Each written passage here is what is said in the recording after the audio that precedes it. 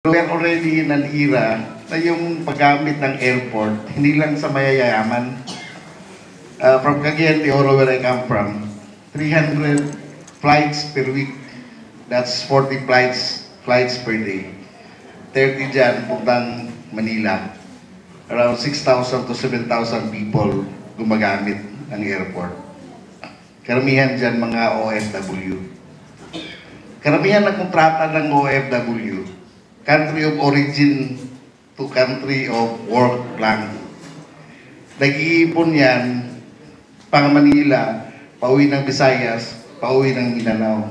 Kaya pagdating sa airport, naghanap ng nilagang itlog para pagkain. Hindi mayayaman na gumagamit ng airport. Kaya kung tingnan natin yung nung they're selling to us privatization ng airport, parang sinasabing to attract investment to lower the cost of services. Pero yung present na data kanina, opposite ang nangyayari.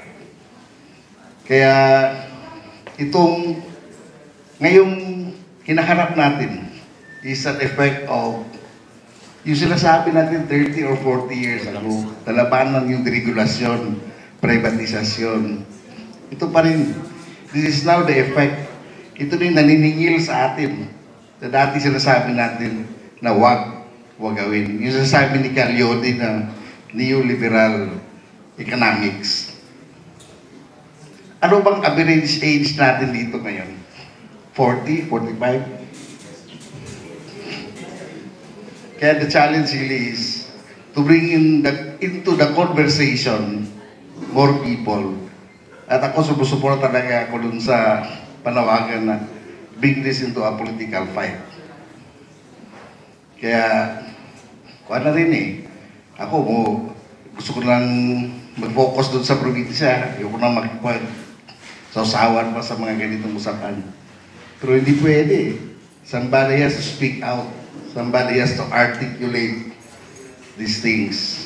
So, kaya kami sa Pinoy Action, we accepted the challenge na join. Gusto mo sa mga usapin dito kasi hindi na ito usapan ng isang sektor, but ito ay isang usapan ng the whole Filipino nation. We are faced now with the effects of the things that we feared would happen some 30 or 40 years ago.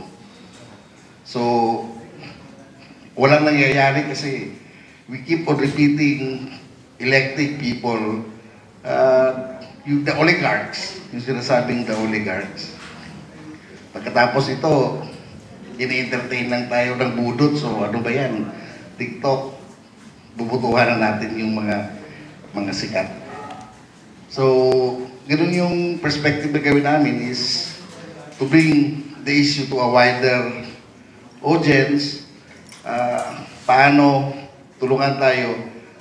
This campaign, I think, is a good, start off, a good rekindling ng conversation towards doon sa inaasam natin na political reforms. Yun lang, maraming salamat.